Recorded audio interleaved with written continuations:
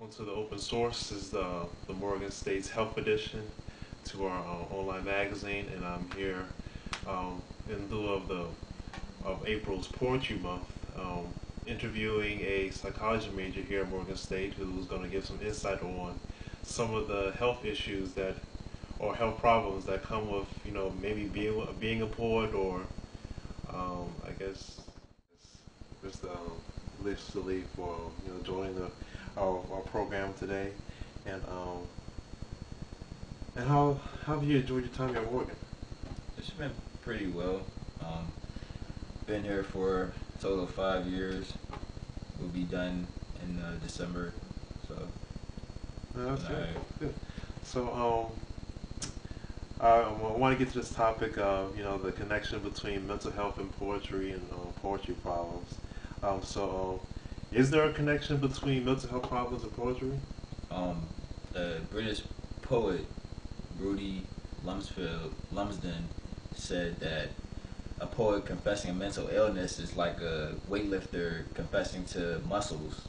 So, but undoubtedly true. It is undoubtedly true that a great that many great poets are considered to have suffered from mental illnesses, like John Clare, Robert Lowe, um, Sylvia Plath, or Theodore Is there Rothke. something about the emotional extremes or of bipolar disorder, for example, that is conducive to poetic expression, or is there another way around? Can writing poetry send can like actually writing poetry actually send you over the edge, singing into the loony bin?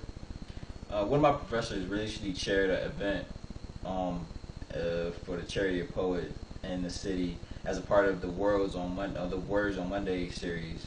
It was held in London at King's Place, the Guardian's new home.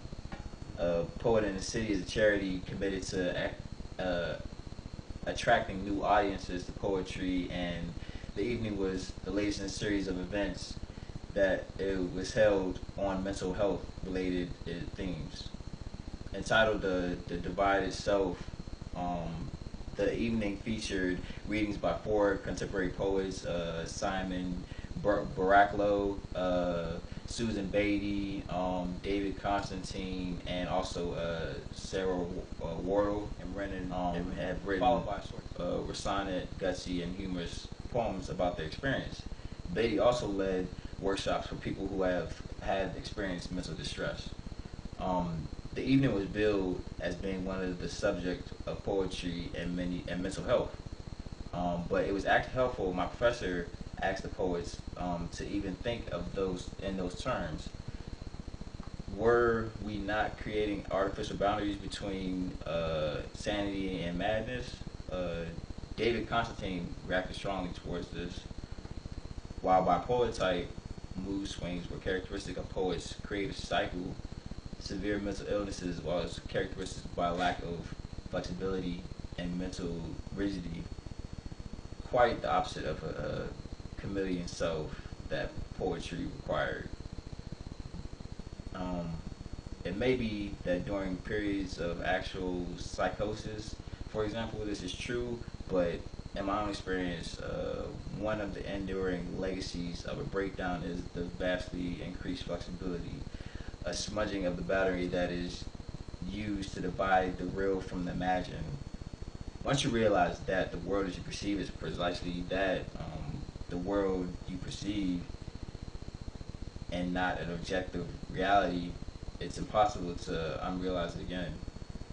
So personally, have you have you ran into any like crazy poets on Memorial's campus, or any writers that have like a kind of chameleon type split personality? Actually, yes. Uh, he wasn't a English major or anything. He was an engineering major. Monroe Anderson, very close friend of mine, um, writes very deep poetry and also is very different, so to say. So yeah, In what way is he different? Is can you maybe expand on that topic a little? I don't know. I don't know if that's a good idea, but yeah, yeah. So I do know some that are like that. All right. Well, thank you for coming on to the phone, the open source Morgan edition of the Body Talk, and thank you for your experience. All right. Thank you for having me.